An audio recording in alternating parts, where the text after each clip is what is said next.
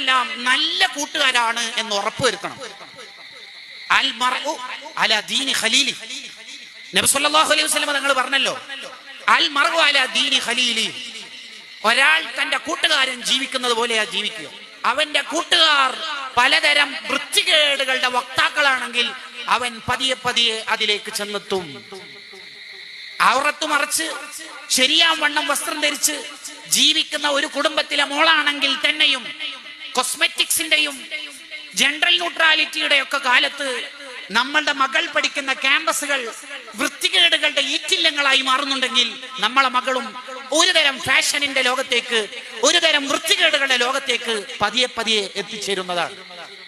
അതാ ശേഷം നബി സല്ലല്ലാഹു അലൈഹി വസല്ലം പറഞ്ഞത്, ഫല്യൻദുർ അഹദുക്കും മൻ യുഖാലിൽ. ഒരു കൂട്ടുകാരനെ സെലക്ട് ചെയ്യുമ്പോൾ നന്നായി ആലോചിച്ചിട്ട് വേണം കൂട്ടുകാരെ സെലക്ട് ചെയ്യാൻ.